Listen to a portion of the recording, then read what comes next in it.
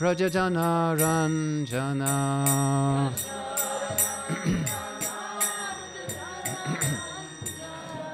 Yamuna Tira Vanachari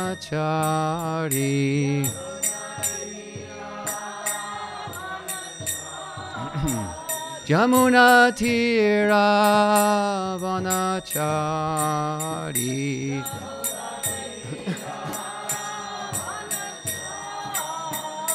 Jai Radha Madhava Kunja Bihari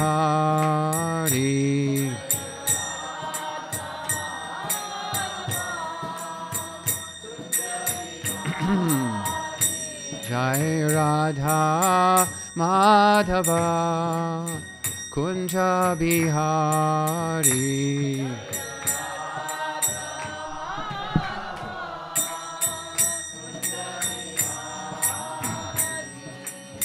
Hare Krishna, Hare Krishna, Krishna Krishna, Hare Hare, Hare Rama, Hare Rama, Rama Rama, Hare Hare.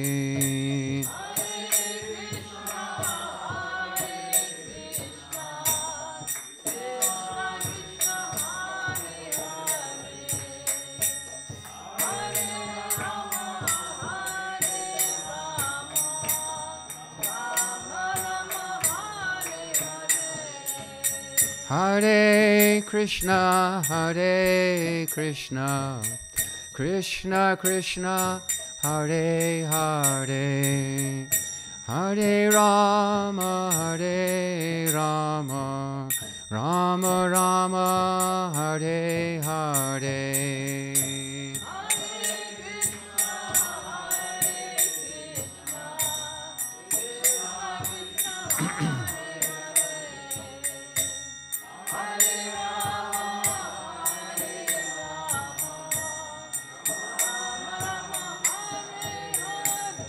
Hare Krishna, Hare Krishna, Krishna Krishna, Hare Hare, Hare Rama, Hare Rama, Rama Rama, Hare Hare. Krishna, Hare Krishna, Krishna Krishna, Hare Hare.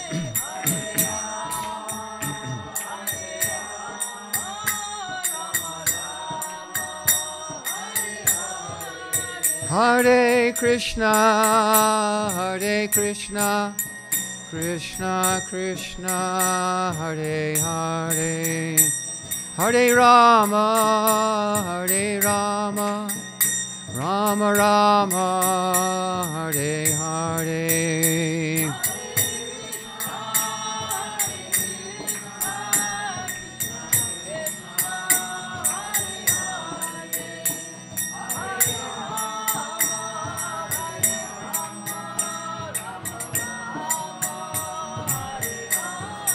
Hare Krishna, Hare Krishna, Krishna Krishna, Hare Hare, Hare Rama, Hare Rama, Rama Rama, Hare Hare.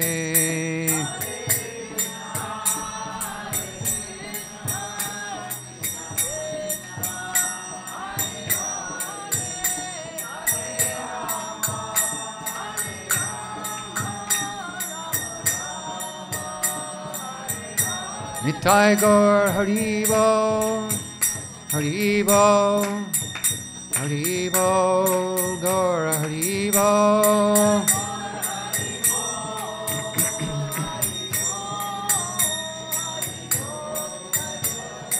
Jai Jai Prabhupada, Prabhupada, Prabhupada, Jai Prabhupada.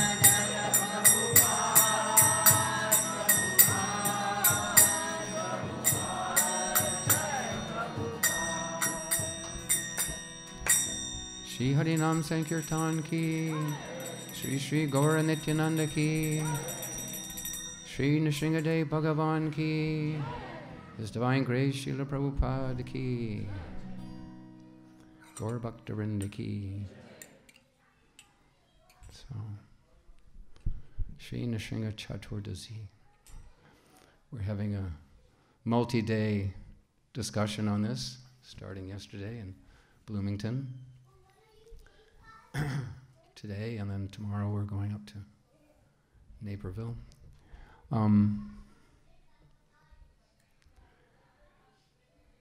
This pastime of Lord Nrsimhadev's appearance, Lord Nrsimhadev's appearance is the end of a great, long, very dynamic and dramatic pastime that he orchestrated. Just try to go through some of the highlights, just for maybe a few that aren't real familiar. Beginning Lord Nrsimhadev's appearance and the whole pastime, including Prahlad Maharaj, this was Satya Yuga. So the beginning, well, the real beginning was Vaikuntha, and the four Kumaras coming to visit the Lord. And these two gatekeepers, Jai and Vijay, stopped them at the gate, said, "You can't enter." Somehow or other, they were fully qualified, pure-hearted devotees of the Lord. But somehow or other, by the Lord's arrangement, they were stopped. They became angered. They cursed them. You take birth as a demon. And the Lord came out to mitigate the confusion. And he didn't try to nullify this curse by these great devotees. And he ordered them, Jai and Vijay, to go to the material world and gave them a choice what to do. So they took, the quickest route was 3 births as demons. So first was in this pastime, Hiranyaksha and Hiranyakashipu. Then next was Ravana and Kumbhakarna. And then in Krishna's Leela, Shishupal and Dantavakra. So this was orchestrated by the Lord to facilitate his pastimes of teaching us, teaching the conditioned souls, about the essential mission of human life. And as the Lord describes in Bhagavad Gita, Dvau bhuta sargo lokesmin daiva asura evacha. There are 2 kinds of living entities within the creation. Daiva, the godly, and asura, ungodly. And as you all know, there's this whole chapter in Bhagavad Gita, divine and demoniac natures, that fully educates us what is what. And so many things, as the Lord is most expert and most intelligent, many things are taught and enacted. Example is even more powerful than the word, the precept, most times. So in the Lord's enactment is the most dramatic, powerful, and attractive. And as well as he himself appearing, he always uses his devotee, empowers his devotee to be part of his Leela, and glorifies his devotee in many ways. He brings out the wonderful qualities, the godly qualities in the devotee. So anyway, this pastime of Lord Nrsimhadev started with the appearance of these 2 great demons, Hiranyaksha and Hiranyakashipu, the sons of Diti and Kashyapa. Diti had begged her husband for progeny at an inauspicious time. So, first lesson, ungodly progeny come if it's not done in the proper consciousness and the proper time. So Hiranyaksha was just full. I mean, they were the epitome of ungodly qualities of lust, greed, anger, envy, illusion, madness. So Hiranyaksha went all over trying to find someone to fight with, and finally he ended up meeting the Lord himself, we know Lord Varaha, the boar, and was killed by Varaha. And since then, Hiranyakashipu, his brother, developed this great hate and vengeance against Vishnu. So after that incident, Hiranyakashipu, he started his whole reign of conquering all over the universe, at least the lower and the middle planetary systems. And what was his mission? He thought he could kill Vishnu, but he knew Vishnu was nourished by performance of sacrifice, all the rituals and the teachings of the brahmanas, and the protection of the cows. So he went everywhere. He killed all the righteous persons, the cows, burned villages and homes and goshalas. He had his, and all over, until he had completely conquered lower and the earthly, the middle planetary systems. And only persons who lived were people who would convert to become his sold-out servants. So when that was done, he was considering what to do next. And he thought, that my next desire is to conquer the heavenly planets, the kingdom of my... and,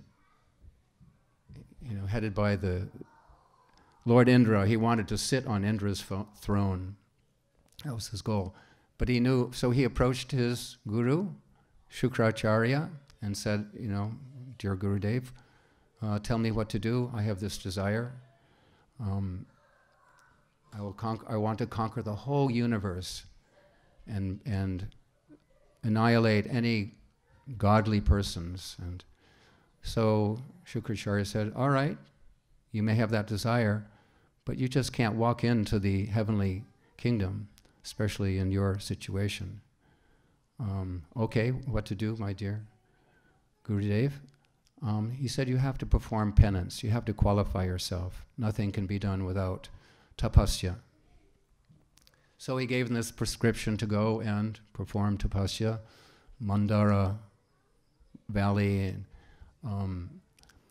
and gave him anyway, we know the story basically, very stringent rules of yogic postures and fasting and living on air alone.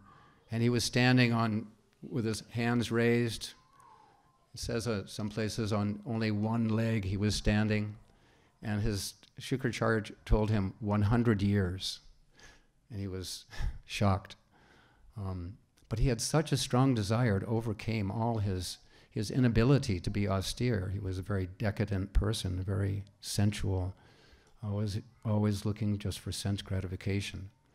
But so finally he agreed, and he said, but I have one desire. If I go and perform for 100 years tapasya, the demigods will come and conquer everything that I've gained by my conquering. And he said, well, that may be, probably they will, but you'll get it back in a moment after your austerities. So he went to perform austerities. The Indra and all the devatas came and conquered middle planetary system, lower planet. They ran out all the demons and again took over. And when they came to Hiranyakashipu's place, his city and his palace, and it came in, conquering everyone, killing some, and his wife, Kayadu, was there, pregnant. And Indra was all of a sudden saw, oh, this is the queen, Hiranyakashipu's queen, and she's pregnant with Hiranyakashipu's son. It must be a big demon. So he had his assistants tie her to a pillar, and he pulled out his sword and he said, you must die because your son will take birth and he'll want to kill me and conquer my kingdom. And then all of a sudden, we know the story, Narada Muni appeared on the scene. He said, Indra, stop, you can't kill this woman. And no, but I have to. The seed within her womb, the child in her womb is going to be a great demon, son of Hiranyakashipu. He said, no, you can't do it. That son is actually a great devotee of Vishnu, and it will be a very discredit to your dharmic life and very inauspicious. So he said, all right, he convinced him. Indra said, all right, Narada, but you take her to your ashram or somewhere, and I won't be responsible. And so this was the beginning of Prahlad emerging as this very, very significant figure. And so Narada took Kayadu back to his ashram and told her the rules and regulations, and she had nothing, she couldn't do anything. But she knew she was being protected by him, and he was a saintly person. So he started speaking Bhagavad Dharma, Srimad Bhagavatam, to this mother, and with the intention, knowing that within the womb was this great devotee, Prahlad. So Prahlad became the great devotee within his mother's womb.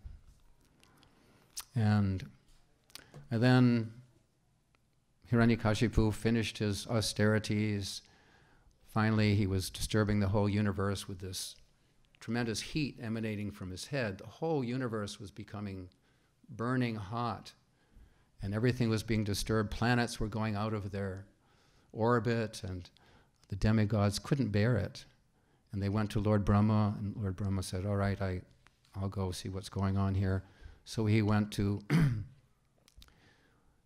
see Hiranyakashipu and heard his request, and he was very reluctant, but he was purchased by Hiranyakashipu's tapasya, because Brahma had gone through that himself to become empowered to do his service, creating the secondary creation of the universe and all that material variety. And so he said, this is, I have to do this. This is the dharmic way. He's performed the tapasya. I have to grant him his boon. So unwillingly, he granted this boon to that Hiranyakashipu thought he would become practically immortal. Although Brahma said, I can't grant you immortality because I'm not immortal. But we have all heard all the things he asked, not to die in the sky or in the land or in the water, not inside, outside, not daytime, nighttime, not by any man or animal that you have created, my dear Brahma, not by any weapon. What else? Anyway, long list of things, and he said, all right, Tatastu, you take it. And immediately, and he sprinkled some water from his kamandalu on Brahma, on Hiranyakashipu, whose body had become completely eaten away by insects and ants. He was covered by an anthill. Just a skeleton, actually. And so with the sprinkling of his water, the whole body came back to life. Beautiful golden, just a super body, so powerful, golden color. And immediately, Hiranyakashipu went, got his armies, and went and reconquered the whole universe, and the lower and middle system. And then he went to the demigod's abode and went in and tremendous fight. And he was so empowered with all mystical abilities that when he came to Indra's palace, finally Indra realized, I can't deal with this person. So he and his family, he had his whole family, they actually changed forms. They had all these powers, and they just disappeared, went and hid. And Hiranyakashipu came in, sat on the throne, and this is, now I am the Lord of the universe. So the epitome of an asura, pride, arrogance, conceit, and envy, and he was so, his ego was so puffed up, he actually thought he was the supreme person. And so he was able to successfully root out any jagya for Vishnu. And everybody worked for him, offered everything to him. And if they were very submissive, then he gave them some opulence. And it was just so it's a very amazing, amazing example of a world bereft of godliness, of the performance of yajna to satisfy the Lord. This is the basic principle that Krishna gives in Bhagavad Gita, that one must work for the sacrifice of Vishnu, otherwise work will bind one to this world. One's karma will bind one in the cycle of birth and death. But if we go on working for the satisfaction of Vishnu, one will become detached and free from this bondage. One will become gradually liberated. And then he actually can enter into the practice of bhakti, Vishnu bhakti, Krishna bhakti, devotional service. Otherwise, they can't even understand. I mean, not to speak of accept the conditioned soul. So how to go from the bewildered, the deep mode of ignorance, to come to this higher modes of goodness and understand the purpose of human life, to get out of the cycle of birth and death, by reconnecting, reawakening one's relationship with Vishnu. So Hiranyakashipu came back to his palace finally, saw his wife had actually delivered the child. He came and he heard he had a son. He came back and embraced his son, and he thought, oh, this boy will become the king at some point. And so he was very, very attached to his family. Finally sent Prahlad to school. Prahlad was naturally a devotee, and he started creating some disturbance, talking about the Lord, and his teachers scolded him, restricted him, and then finally they thought they programmed him well with political affairs and the teachings of Dharma, for gaining wealth, and when you get wealth, it's for enjoyment. That's the end of the teaching.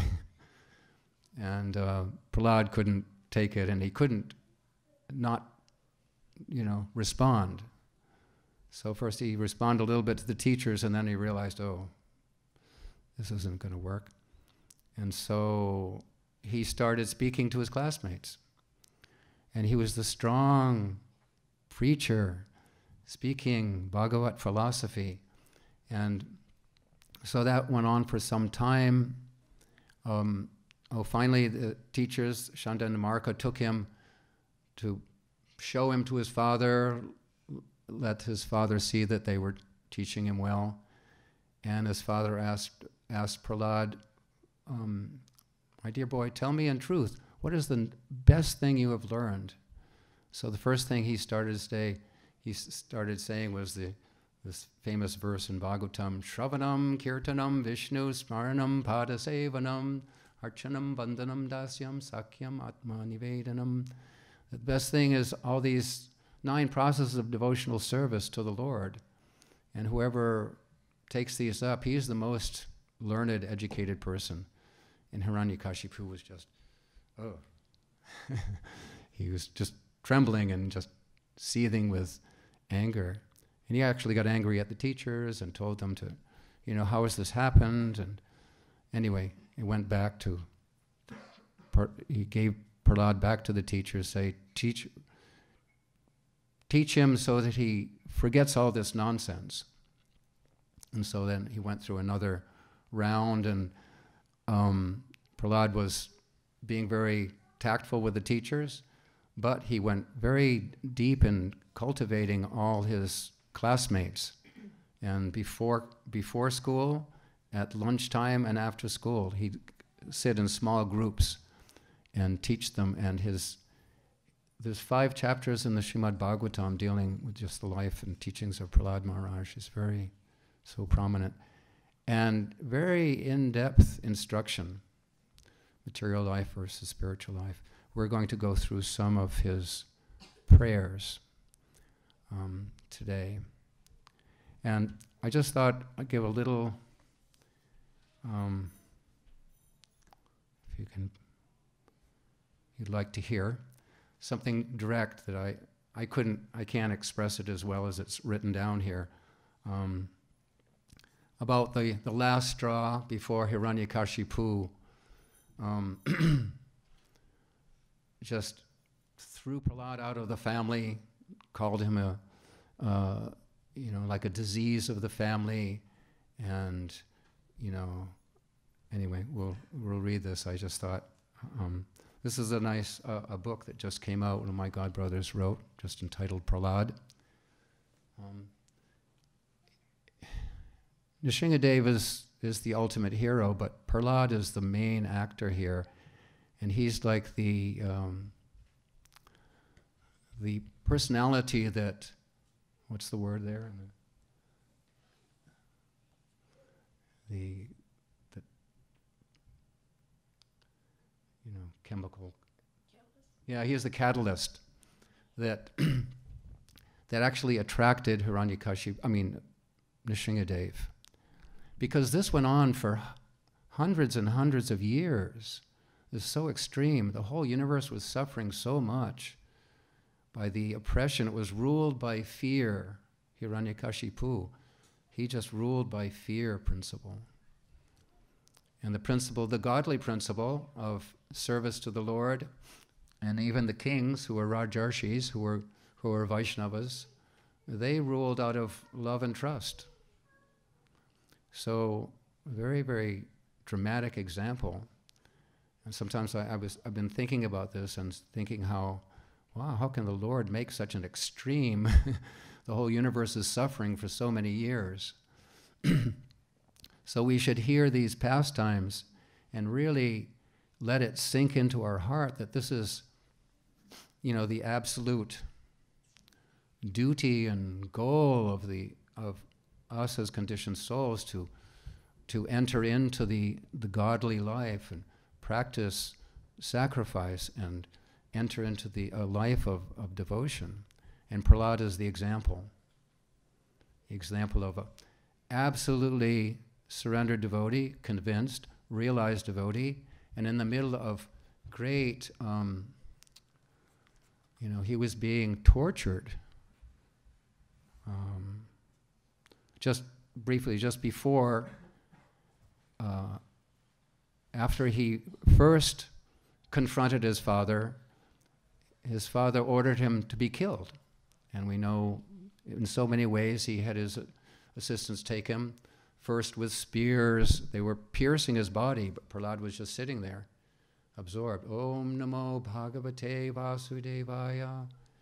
And it's described that he was actually not in that body. He was in a subtle body, in a spiritual body.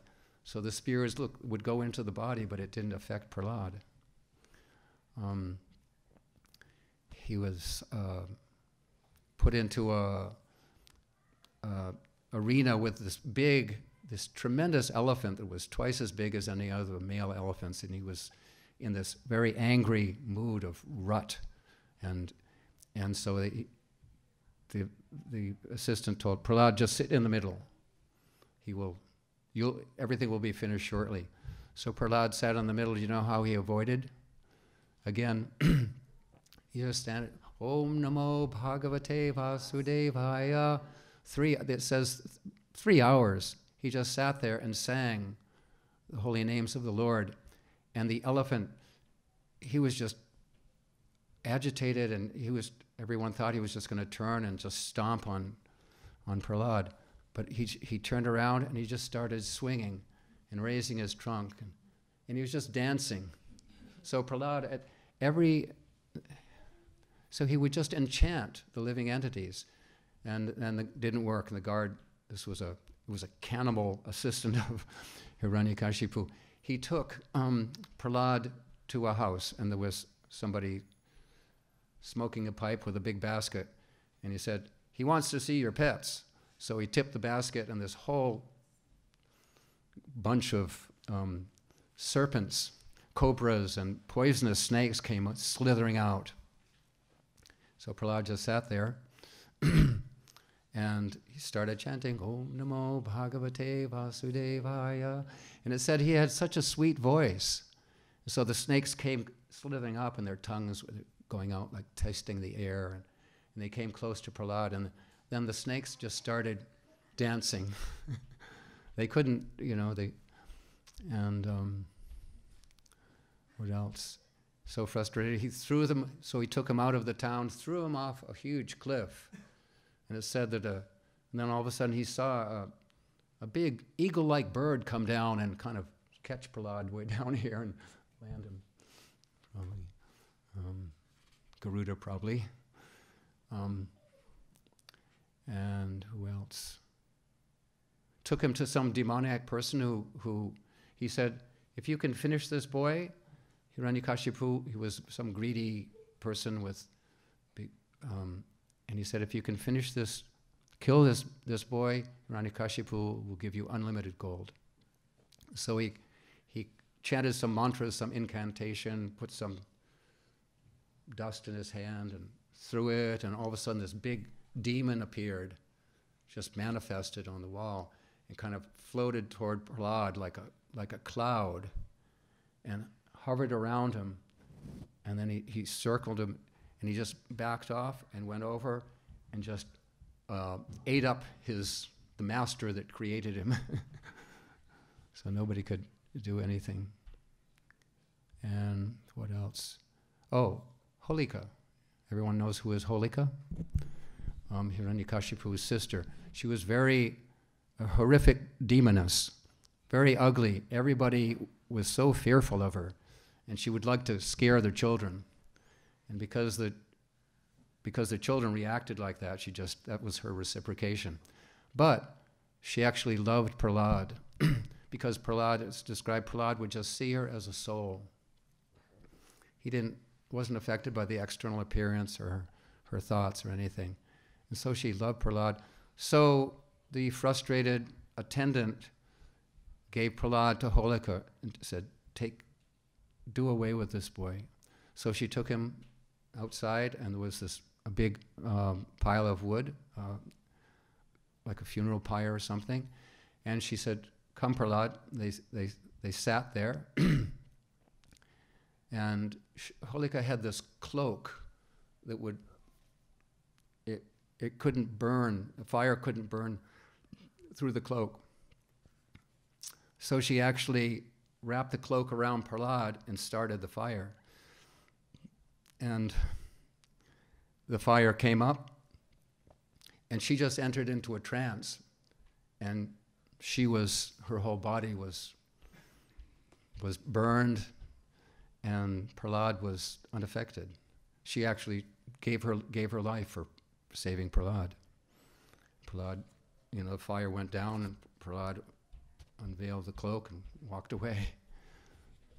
And the last thing they did, I remember that they said they had some cooks cook Prahlad's favorite meal, and they brought it and gave it to his mother and said, give this to Prahlad. And they put poison in it. So they thought, well, nobody can stop, a mother lovingly giving her son some food. And so that's what she did. And she brought, and it said her mother just, tottered her head like this, like it's not good, and walked away. I mean, she had to do it, otherwise her husband would torture her and all her family probably. So, and then all of a sudden they heard Prahlad took the food and nothing happened. And his sister, Simika, questioned him after, what happened? How did you avoid getting poisoned? Mother gave you this food. He said, I just offered it to the Lord and then took it. So he offered this poisoned food, it became purified. Anyway, so after that, Hiranyakashipu had him come into his midst, and that's where I'll start reading here. Just take 5 or 8 minutes if you can follow. It's nice. So Prahlad was dragged into this assembly. He sat patiently, peaceful.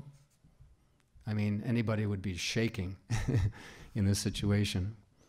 With folded hands. The king said, "You impudent, stupid disruptor of our family, you're the lowest. You frustrated my efforts to control you. You're a stubborn fool. Today I'll send you to Yama's kingdom. You delinquent, you know that when I'm angry, all the planets of the 3 realms tremble along with their rulers. By whose power has an ant like you become so impudent that you dare to act against my wishes? Where do you get strength to do that?" But Prahlad was unaffected. He said, "Dear king, the source of my strength is also the source of yours. The original source of all strength is one. He's not only your strength or mine, but the only strength for everyone. Without him, no one has any power. Everyone, including Brahma, is controlled by the power of Bhagavat." So he's referring to the Lord here as Bhagavat in this writing. Bhagavat is the supreme controller and time factor, power of the mind, power of the body, and vital force of the senses. His influence is unlimited. He's the best of all living beings and the controller of the 3 attributes of nature. By his power, he creates the cosmos, maintains it, and annihilates it. So Kashipu gasped. He could barely fathom that his son was speaking in this manner. But he couldn't interrupt. Something prevented him from doing so. He sat as though paralyzed and listened. So then Prahlad, I won't read it all, he just preaches real directly to him, Give up your ungodly mentality. Don't discriminate between enemies and friends. Make your mind equipoised to everyone. There's no enemy in the world aside from the uncontrolled and misguided mind. When one sees everyone equally, one worships the Supreme perfectly. So, skip over a little bit. Kashipu recovered his abilities to speak. He trembled and hissed, "You idiot! You're trying to minimize my value as if you were better than me at controlling the senses. You proudly and haughtingly misjudge your intelligence. I understand now that you want to die at my hand. Oh, most fortunate Prahlad, on a few occasions you've mentioned a supreme being other than me, a being who is above everything, who is the controller of everyone, and who is all-pervading. But where is he now? If he is everywhere, then why isn't he here?" Prahlad maintained his stance with folded hands. He wasn't at all proud, as his father had described. With the greatest humility, he said, "Bhagavat is everywhere. And yes, he is here." The demon shouted and arbitrarily gestured toward one of the palace columns. "Is he in this pillar? Because you're speaking so impudently, with my own hand I'm going to sever your head from your body. Let's see your Bhagavat come to protect you. I want to see that." Kashipu, who was now obsessed with anger and who was unimaginably strong, cursed the boy again and again. He rose from his throne. "Where is your protector now? He doesn't dare appear before me. I'm the most powerful being in the universe. He is afraid of me like everyone else." The epitome of bewilderment and illusionment and pride and anger, just totally covered over. He took up his sword as if Vishnu might somehow magically appear. He said with visible frustration, "You say everywhere," and again he cried out, "Here in this pillar?" He struck his fist violently against the column. At that instant, from within the pillar came a fearful sound, which seemed to crack the covering of the universe. It reverberated throughout creation. Kashipu looked around, trying to understand what had just happened. The horrific sound penetrated his heart. How was this possible? He was afraid of no one, yet now he felt fear. It was a feeling he'd not experienced in centuries of the gods. His fist striking the pillar had not caused the noise. What was it? In that instant, the pillar broke away and a fantastic form emerged as the marble column shattered into small pieces and cascaded down to create piles of rocks on the clean, jewel-encrusted floor. He was Bhagavat in the form of a beast that appeared to be neither man nor lion, but both.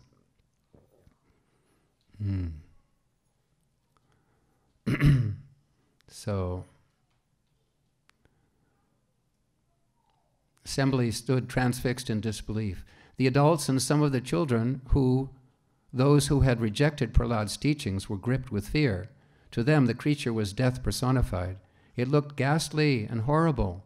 It was a gigantic monster. However, Prahlad and his followers saw him as a beautiful aspect of Bhagavat.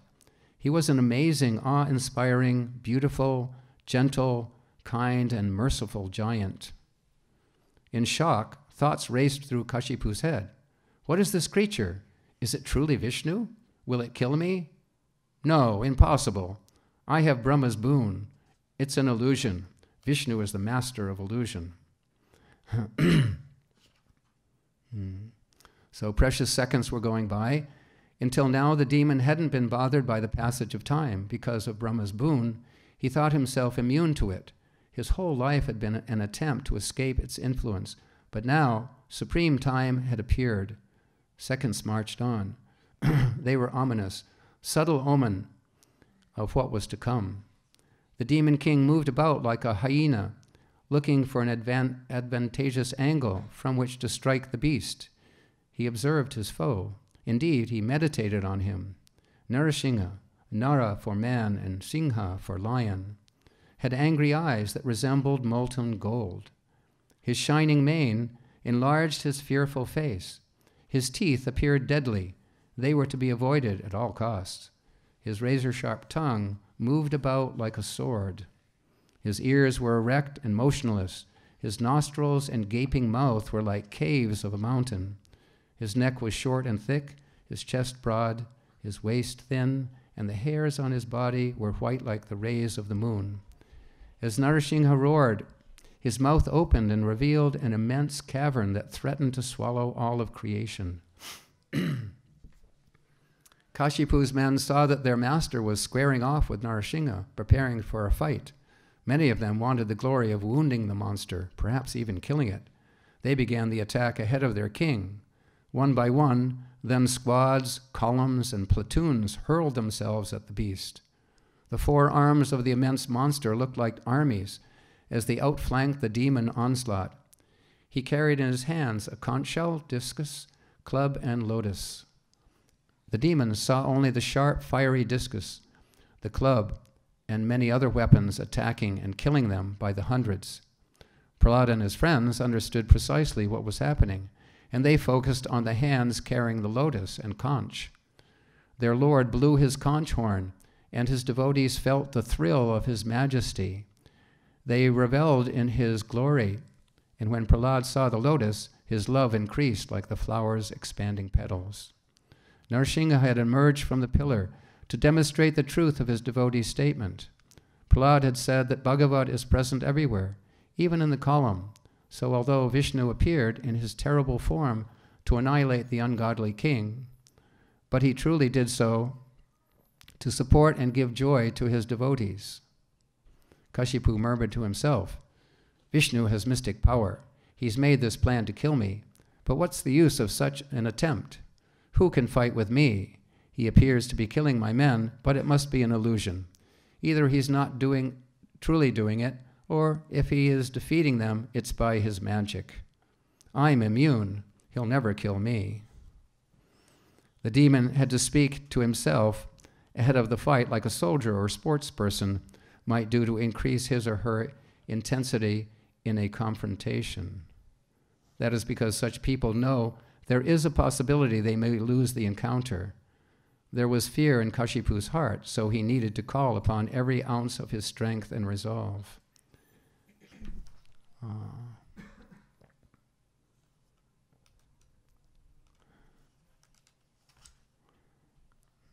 In contrast, Narasimha was not at all affected. He needed no such internal discussion. It was his play to destroy the demons. Externally, it seemed to be a cruel game, but due to the touch of Bhagavat's hand and due to the attack of his animated living weapons, all his foes were awarded liberation. So, consolation prize for the demons. That was the salary they earned for assisting him in his Leela. Thus the Lord pays some of the beings within creation to hate him and fight with him. But devotees don't look for such payment in their relationship with Bhagavat. They asked only for a salary of pure, unselfish love. They have no personal desire, not even the desire for liberation from the bondage of the world. Now that the demon king had pumped himself up like a frog in front of a predator, he picked up his club and attacked. In his mind, the demon was like an elephant attacking a lion. But in reality, he was like an insect that falls into a fire and vanishes. When Kashipu attacked Narasimha, the demon vanished into Bhagavat's blinding effulgence. Within creation, Vishnu personally takes charge of goodness, but creation itself is characterized by darkness and ignorance. That is the quality that covers all souls and deludes them into identifying with the external nature. Vishnu is the light that dispels that darkness. The ungodly avoid Vishnu and thus welcome darkness. The godly seek the light of Vishnu.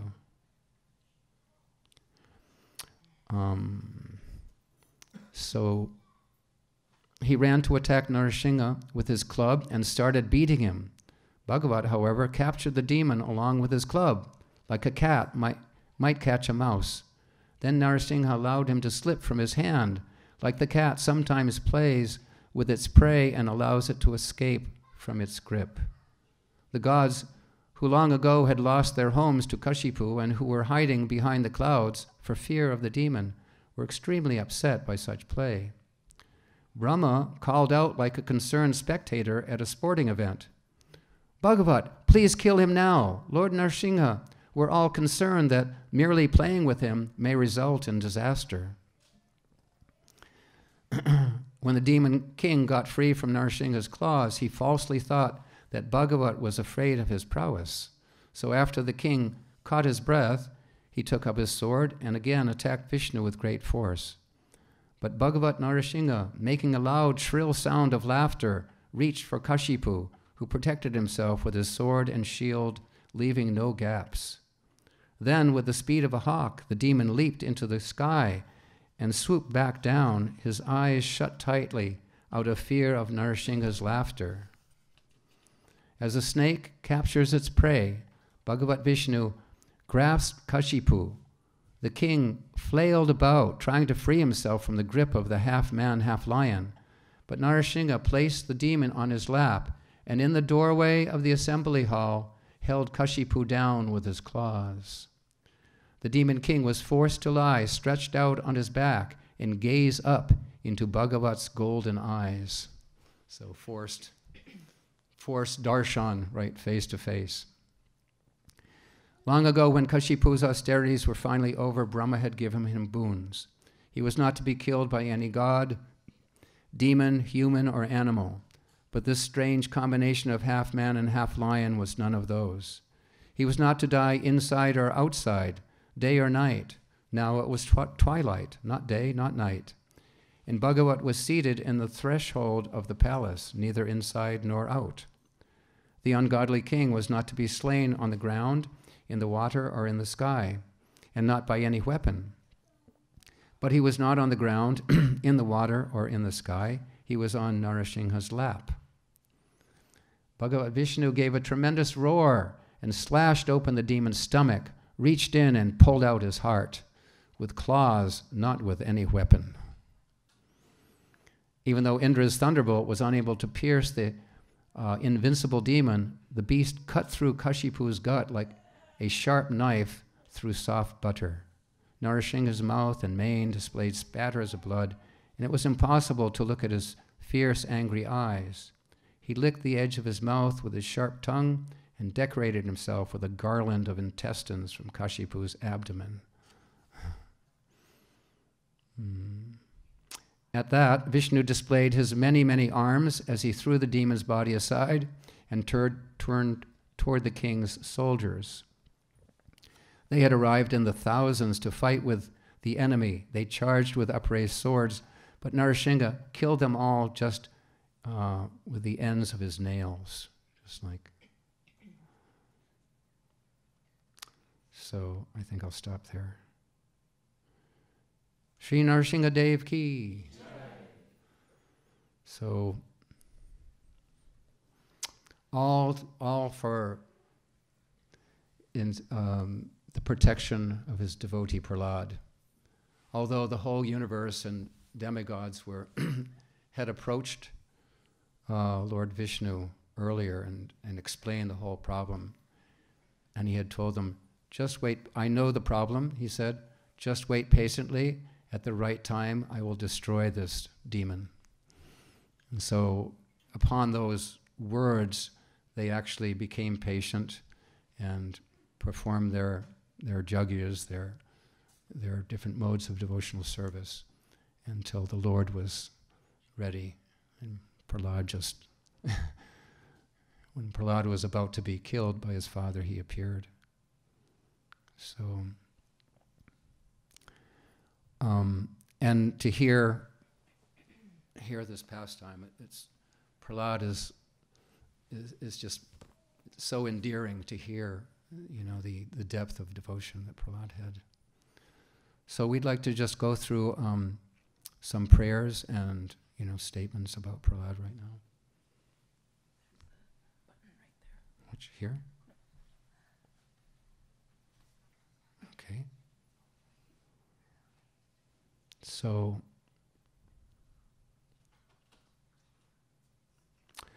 I'll read through some of these and we may just give a little comment. From Bhagavatam, 7th Canto. Those who follow your example will naturally become my pure devotees. You are the best example of my devotee, and others should follow in your footsteps. One who always remembers your activities and my activities also, and who chants the prayers you have offered, becomes free in due course of time from the reactions of material activities.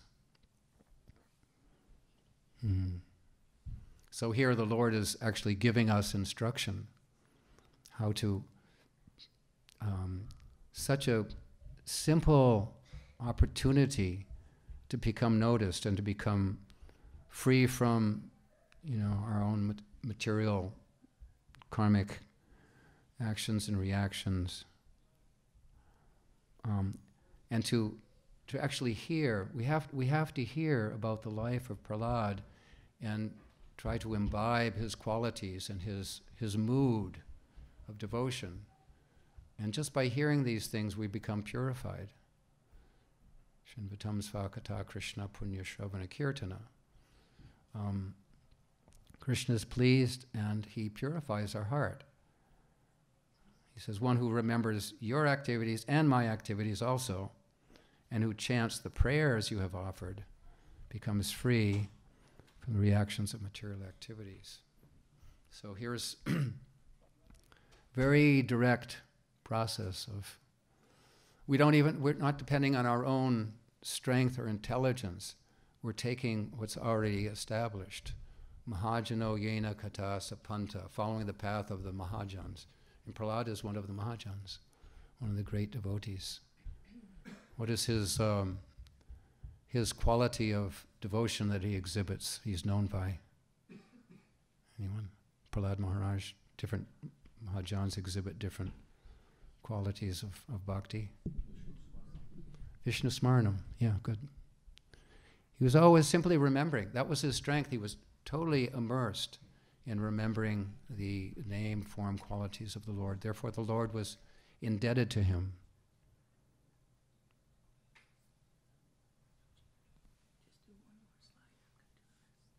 Okay. So here's one. We could say it.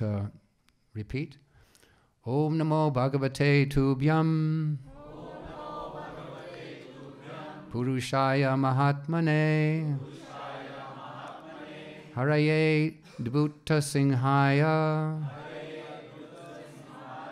Brahmane Paramatmane. I say, you say. O my Lord, full of six opulences. O Supreme Person. O Supreme Soul. Killer of all miseries. O Supreme Person in the form of a wonderful lion and man. Let me offer my respectful obeisances unto you.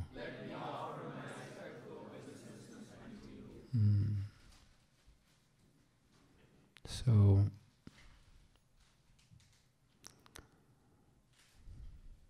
there's a couple other prayers we had here.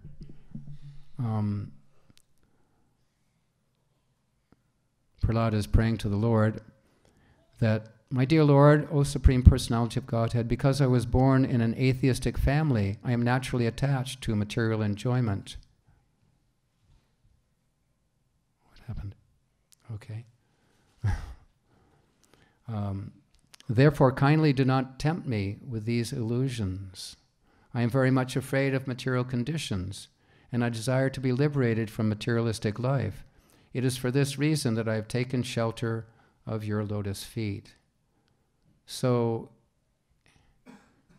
he's saying, I was born in an atheistic family, the demoniac family.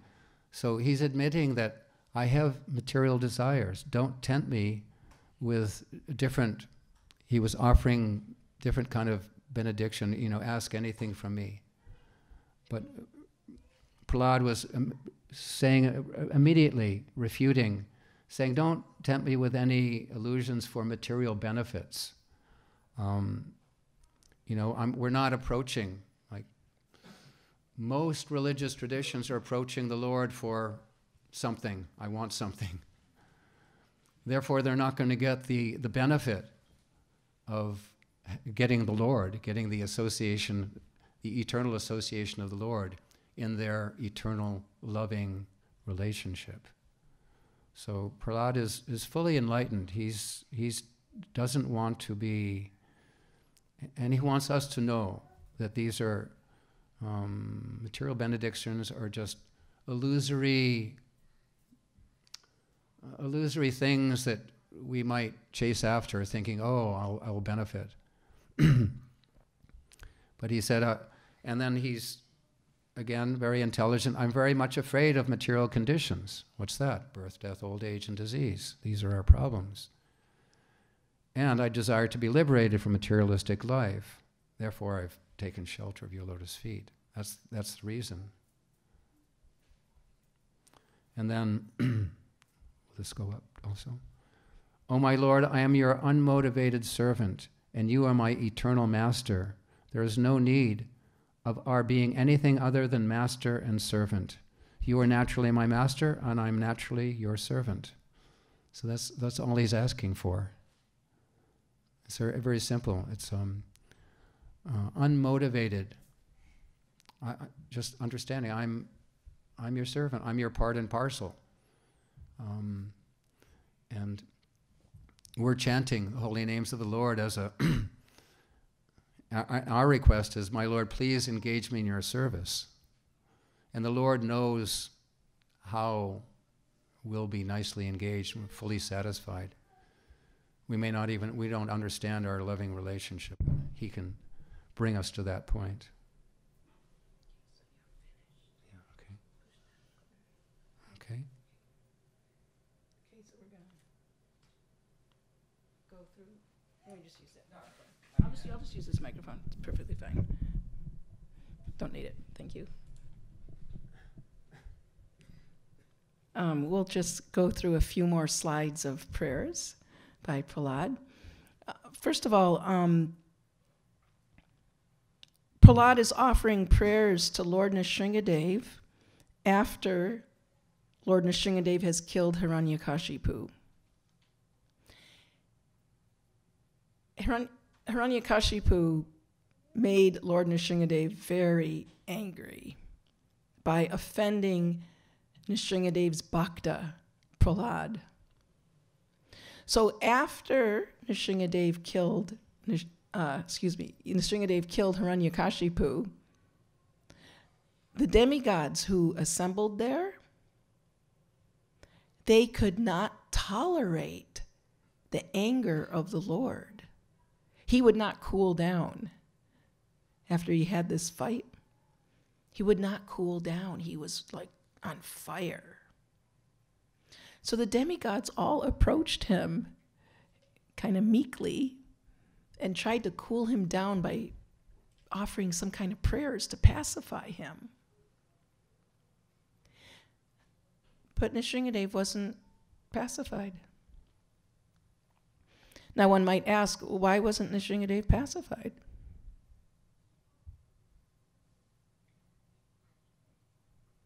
We understand that the demigods are bhaktas of Vishnu. They're Vishnu bhaktas. But Srila Prabhupada explains they're called sakama bhaktas. Means we go to the Lord with some requests. So when they're fighting with the demons, they're going to the Lord, oh, please empower us to defeat our enemies. Please, you kill our enemies. So Krishna, he's never conquered by somebody approaching him like Santa Claus. Give me this, give me that. What conquers the Lord is only pure devotional service, pure bhakti, unmotivated, uninterrupted bhakti. So when the demigods came, and out of fear, offered so many prayers to try to pacify Nrsingadev so he would cool down, he didn't cool down. So then they pushed Prahlad. They said, it's your fault that he's angry like this. You know, this is all because of you. So you go pacify him. And when Prahlad approached the Lord, he didn't approach him like all scared. He just, like a child going to the Father. And when he approached the Lord, Nrsingadev was very soft and sweet. And Prahlad went right up to him and garlanded him with a, flower garland. And he just started offering beautiful prayers to the Lord. And Nrsingadev was completely pacified by Prahlad's prayers, by just an innocent child offering prayers. Why? Because they were laden with actual love. They were not a business exchange, approaching the Lord as a desire tree. We'll just read through a few of his prayers, see if there's anything somebody wants to say about it or ask about them. So a couple of these are actually from the 5th canto, but like this one. I offer my respectful obeisances unto Lord Nrsingadev, the source of all power. O my Lord, who possess nails and teeth just like thunderbolts, kindly vanquish our demon-like desires for fruitive activity in this material world. Please appear in our hearts and drive away our ignorance, so that by your mercy we may become fearless in the struggle for existence in this material world. Now you notice when the Devas approach Vishnu requesting for protection, what are they asking? They're saying, please protect us from the asuras who are attacking us. Please give us the power and the ability to kill our asuric enemies. But what's Prahlad saying? What's he identifying as the actual demon that needs to be dealt with? The material in my heart. It's my material desires, the lust and the greed and what have you, in my heart that are the actual enemies. There's no outside enemy. So he says, you appear in our hearts and drive away that ignorance. Prahlad's understanding, I can't kill my enemies, the demon-like desires. I need you to appear in my heart, just like you ripped apart Hiranyakashipu like a wasp. You can rip apart those demon-like desires in my heart. So this is the actual mood that Chaitanya Mahaprabhu taught.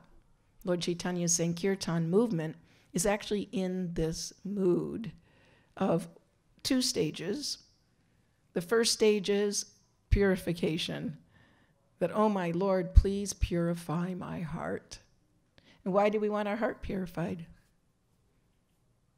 Why are we desiring that our heart gets purified, assuming that we're desiring it? We should be desiring it, but what's the purpose of going through this big hassle of purifying our heart? It can be kind of painful sometimes. What's the purpose?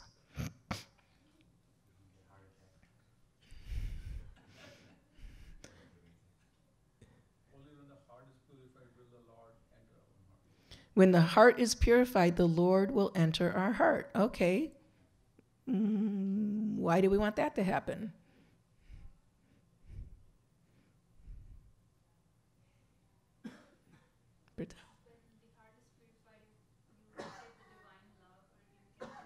You can actually experience love for God. Anybody else? We want to purify our heart because it's with our heart that we serve the Lord. How are we going to serve the Lord with a polluted instrument? You know, you want to go to the kitchen and cut vegetables? You don't pick up a knife that's dull, it's got cracks in it, it has rust on it. Anybody try to cut their vegetables with such a knife? No, you pick the knife that's shiny and straight, and it's very sharp. You can hardly touch it.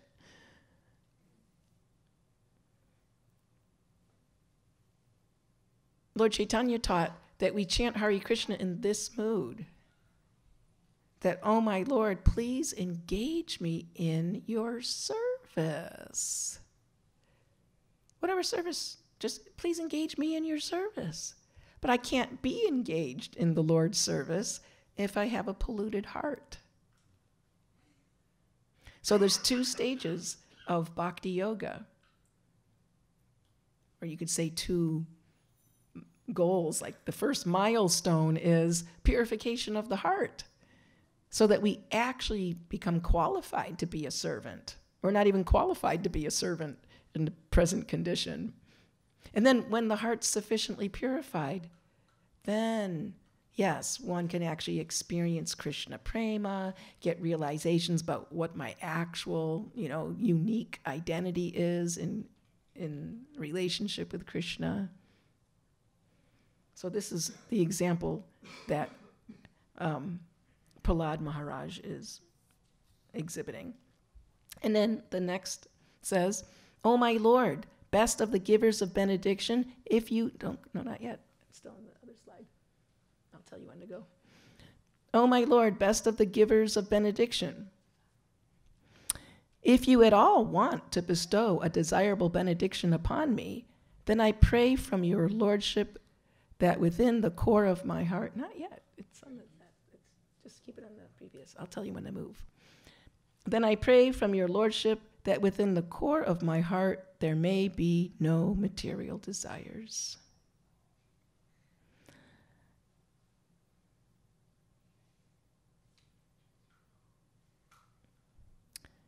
Previously he said, if you drive away our ignorance, then by your mercy we can become fearless in the struggle for existence. So ignorance is what causes fear.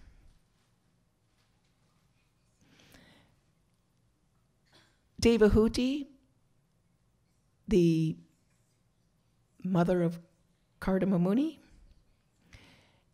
Devahuti also, she's the wife of Kṛṣṇa-Muni, the mother of Kapila-Dev. Too many K's there.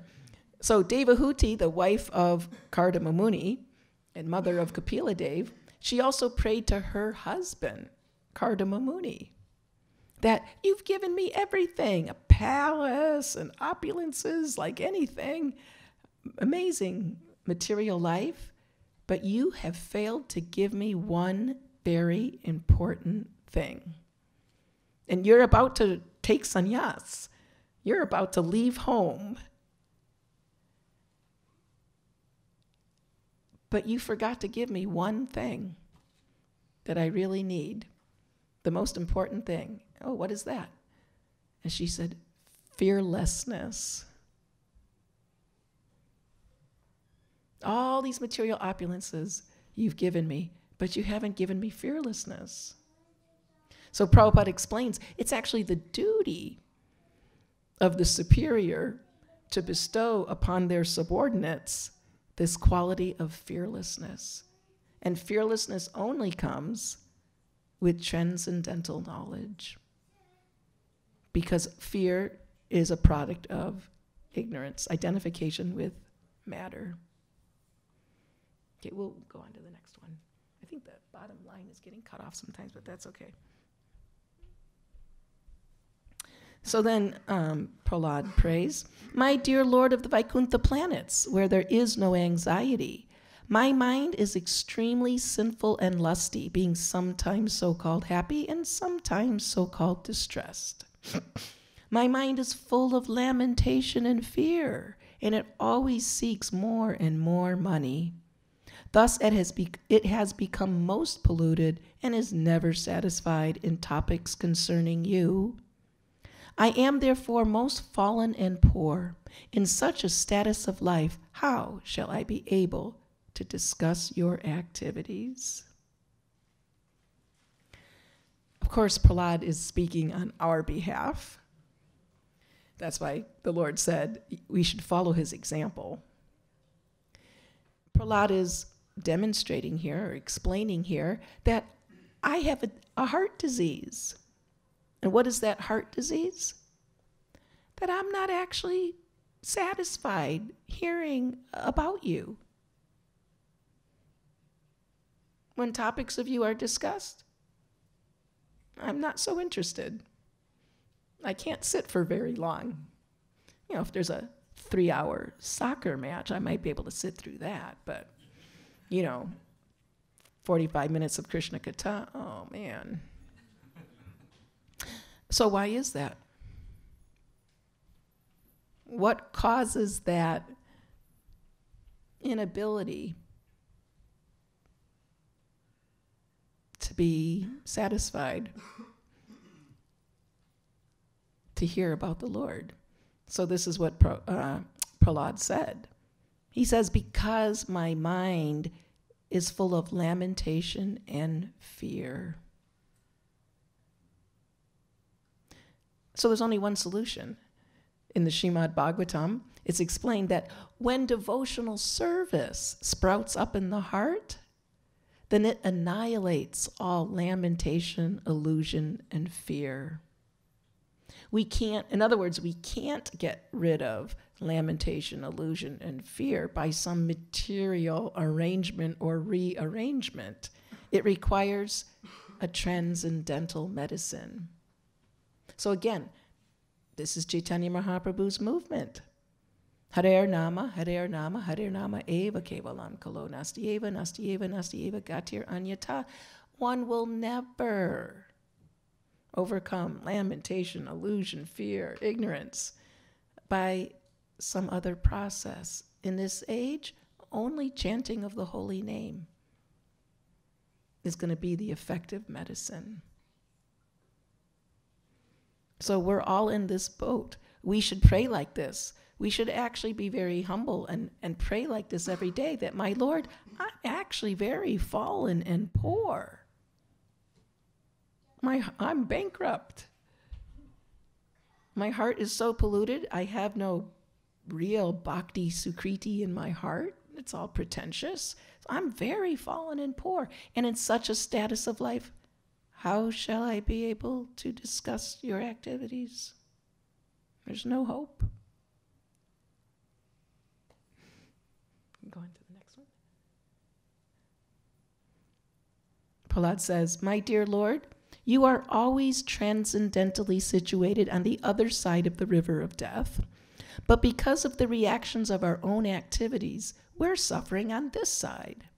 Indeed, we have fallen into this river and are repeatedly suffering the pains of birth and death and eating horrible things. Now kindly look upon us, not only upon me, but also upon all others who are suffering. And by your causeless mercy and compassion, deliver us and maintain us. So 2 important points here.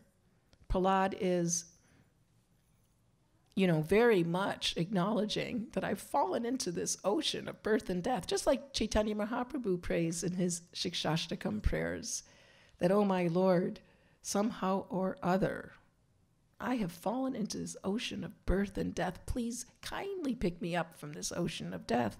Place me as an atom at your lotus feet. I'm not asking for a big position. Just place me as an atom at your lotus feet. So Prahlad is acknowledging the same thing. But interestingly, he does not approach the Lord and say, could you pick me up and save me? He says, me and also all others who are suffering. So this is a very wonderful quality of Prahlad Maharaj, is his compassion. And this actually, of course, was the mood of Chaitanya Mahaprabhu and all the acharyas coming after him. A total mood of compassion. Srila Prabhupada exemplified that mood of compassion. He was living in Vrindavan, perfecting his life, chanting Shuddhanam, experiencing the ecstasy of Krishna Prema and devotional service. But because his spiritual master, Srila Bhaktisiddhanta Saraswati Thakur, had planted in his heart this missionary mood of being concerned about the suffering of others, Prabhupada left Vrindavan at the age of 69 and got on a boat, a freight boat, not even a passenger boat, and took the boat for 1 month to New York. And we all know the history. And none of us would be sitting here if it wasn't for Prabhupada's compassion. If he had only thought about himself, I can perfect my life right here in Vrindavan. And Prabhupada often said like this, Prahlad is our guru. Prahlad is our guru. So in the mood of that compassion for others, Prabhupada took Krishna consciousness all around the globe. Let's go on to the next one. Oh, best of great personalities, I am not at all afraid of material existence, for wherever I stay, I am fully absorbed in thoughts of your glories and activities. My concern is only for the fools and rascals who are making elaborate plans for material happiness and maintaining their families, societies, and countries. I'm simply concerned with love for them.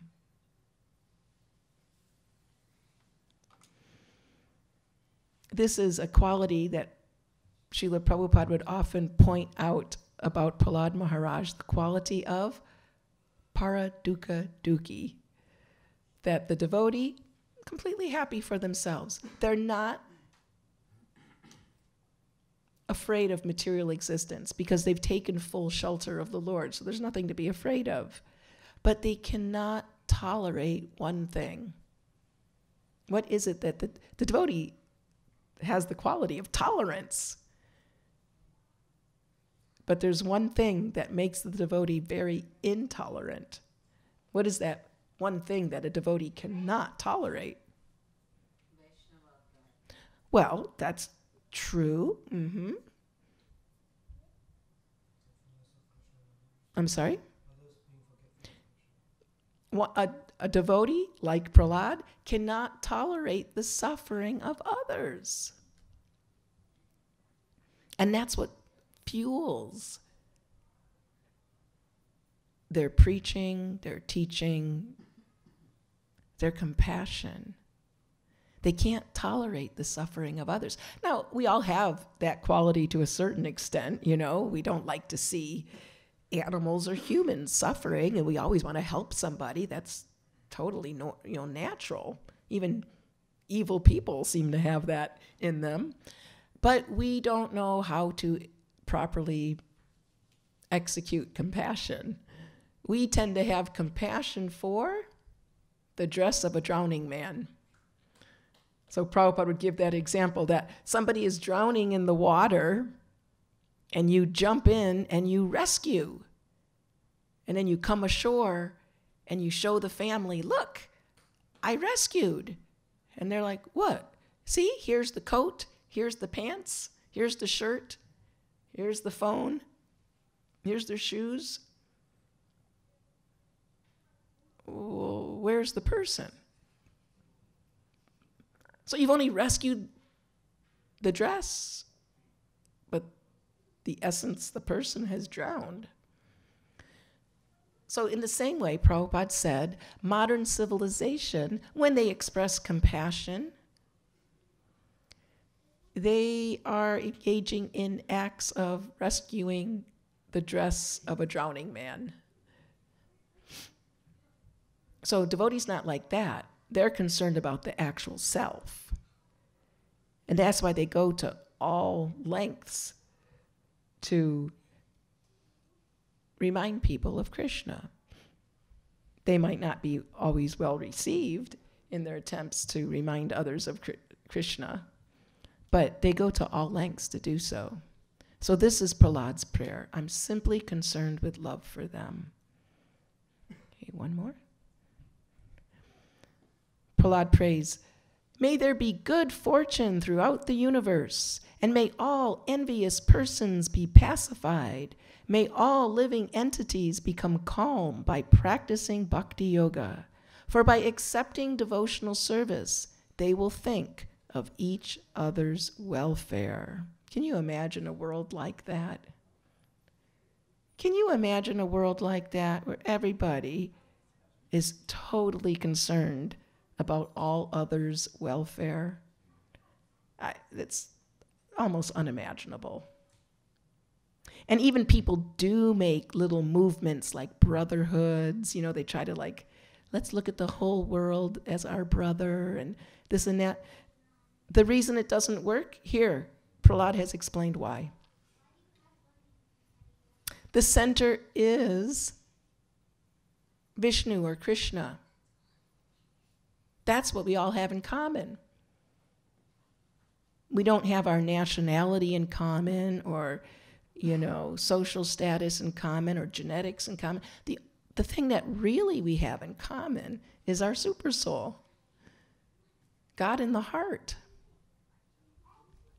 So that's why he says, may all living entities become calm by practicing bhakti yoga, for by accepting devotional service, then they'll think of each other's welfare. Because only on the level of devotional service can one actually see the unity of all living entities. So again, where on earth do you see such a movement as Chaitanya Mahaprabhu's movement, where, there's so many religions in the world, but they're fighting each other. They can't even live peacefully as neighbors. They want to, it's abominable when you think about it. I'm going to burn down your mosque, and you're going to burn down my church, and then we're going to bomb each other. It's just abominable. And then they wonder why people today, especially the youth, say, the heck with religion. Because that's how they behave. Golly. So Prahlad is explaining that people on an individual level can't be pacified, and they can't actually think of the welfare of others unless they're actually engaged in pure devotional service. So if we at all want that in the world, and I don't know about you, I don't go out of my way to read the news or anything, but you can't help but avoid hearing stuff, the headlines and all that. Gosh, just the little bit that I hear is so disturbing. I mean, it's just downright depressing to think about what the world's up to these days. So if we know what the solution is, we have to apply it, because as they say, if you're not part of the solution, then you're part of the problem. So this is the solution Prahlad is giving us. He says, therefore, let us all engage in the service of the Supreme Transcendence, Lord Shri Krishna, and always remain absorbed in thought of him. And this is our prayer. We don't go to Krishna. Of course, we may have so many material desires. We're not claiming to be, oh yes, I have a pure heart with no material desires.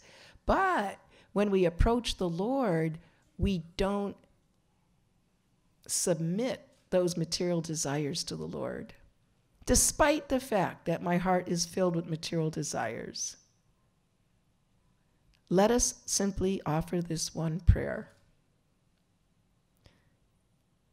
that we be engaged in Krishna's service and always remained absorbed in thought of him. That's the only benediction. Okay, there's one more.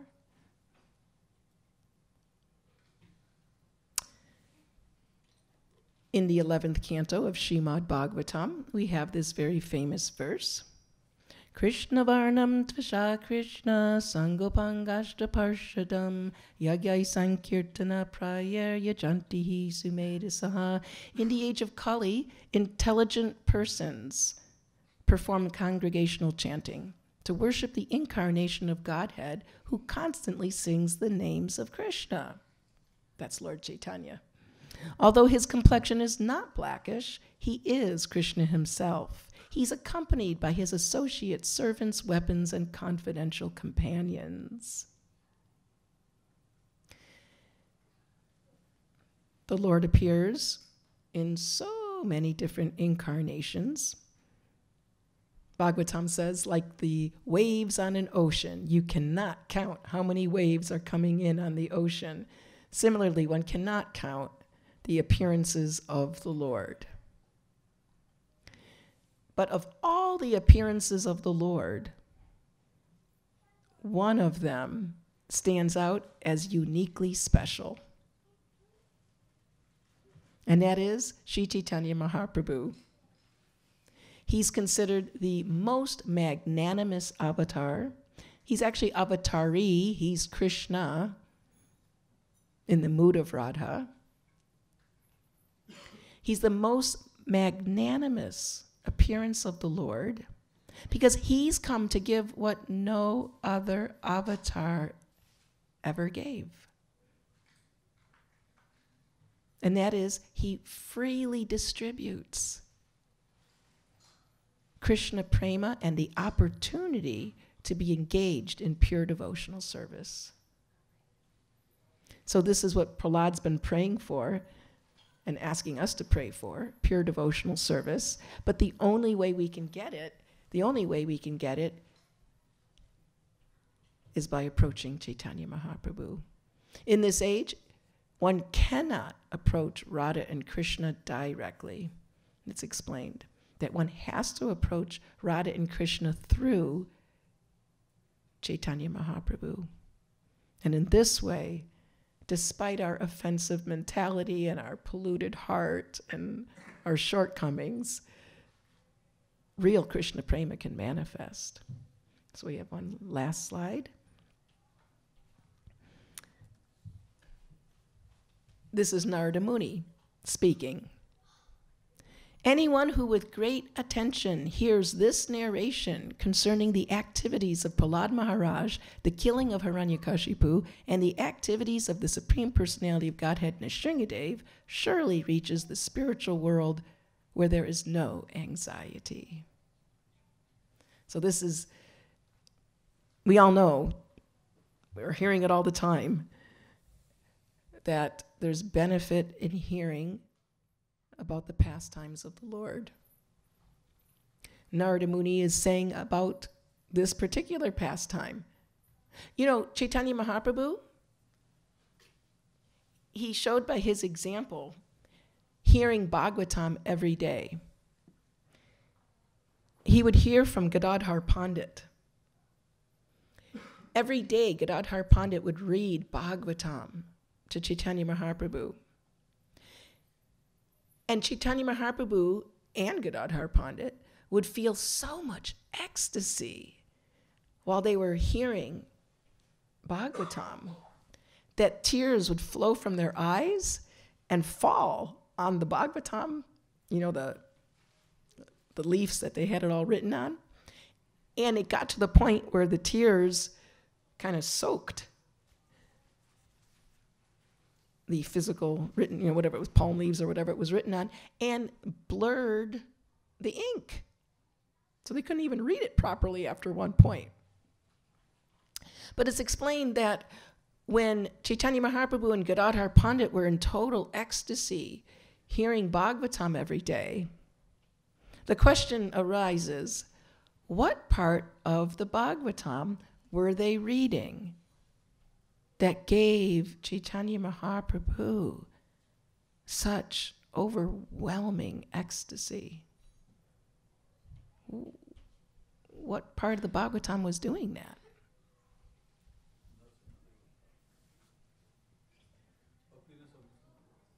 I'm sorry, I couldn't hear.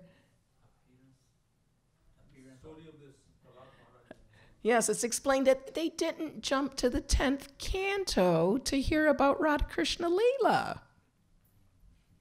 Rather, over and over again, Chaitanya Mahaprabhu was hearing about the character of Prahlad Maharaj and of Dhruva Maharaj.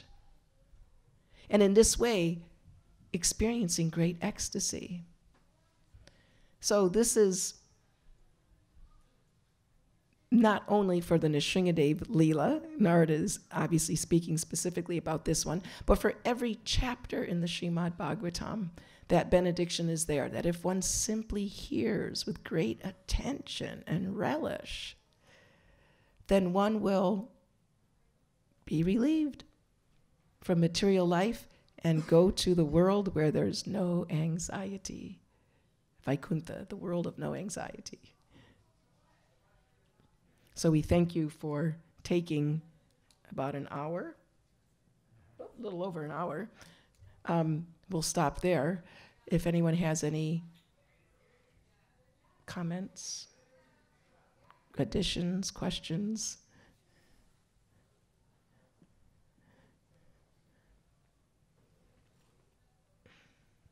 I have a question.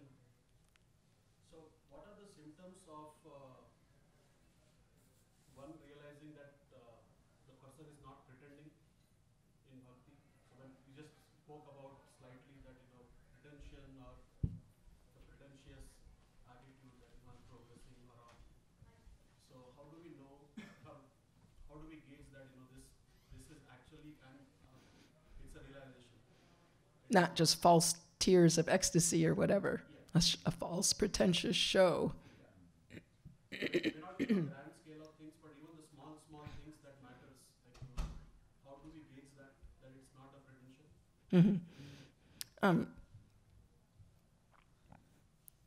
Prabhupada explains in a number of places that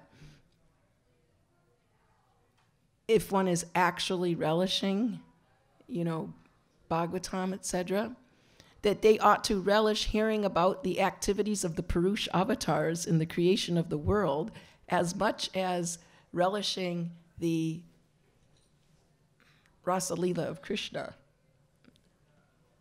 Not that one, I only go to the 10th canto, And then there's other characteristics of one who's actually fixed on the stage of bhava, or at least above nishta, that one, and the first quality is that one cannot waste one moment of time.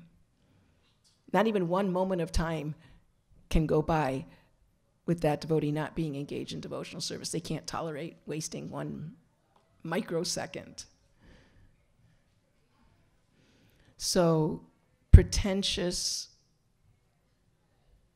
show of devotion is something that people have to look out for, because one can get cheated, right? We can cheat ourselves, and then we can cheat others by putting on a big show, But Chaitanya Mahaprabhu showed by his example that hearing about the activities of Prahlad and Dhruva, etc., he was relishing that, not that, I have to jump to the 10th canto.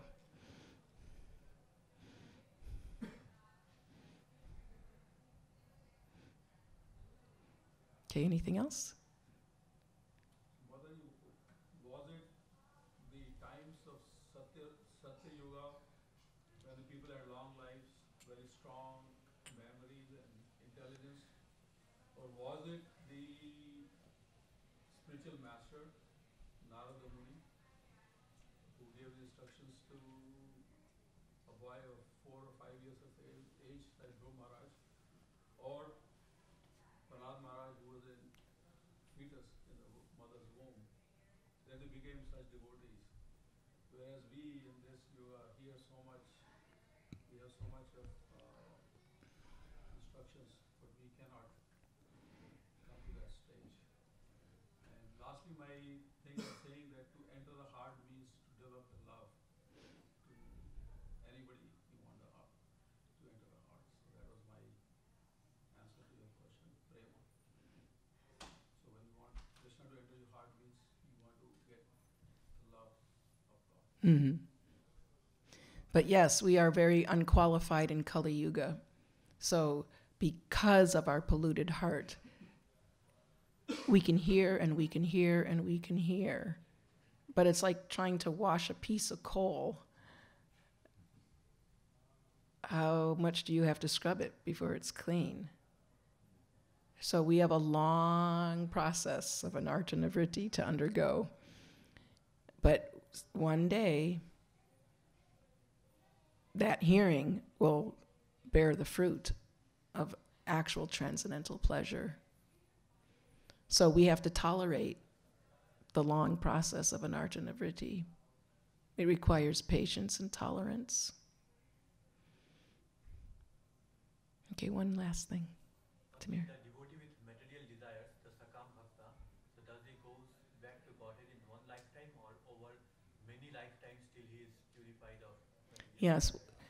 No, one cannot go back to Godhead as a sakama bhakta.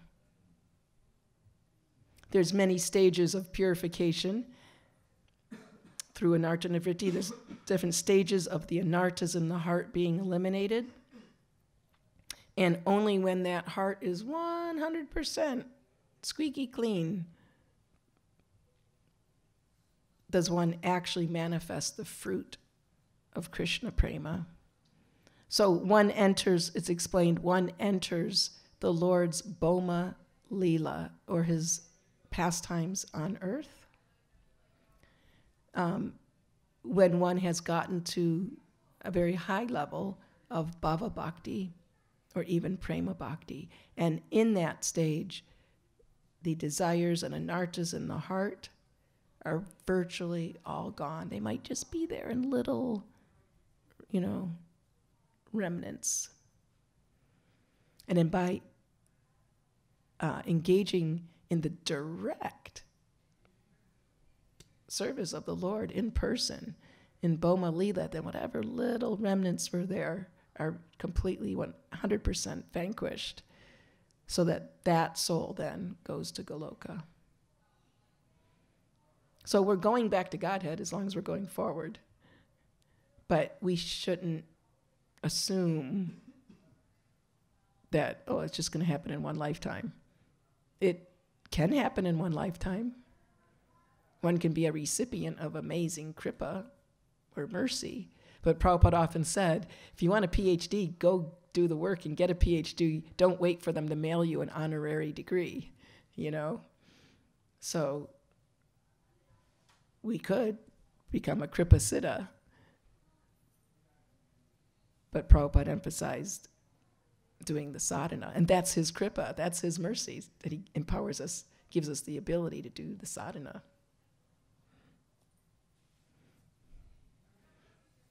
Okay, anything else? Otherwise, we thought we'd sing the Nishringa prayers while maybe somebody can inform. How is this going to work? I don't see Ambika here. Are we all going to go up and make our plates up there, or how does that go? Oh, there you are.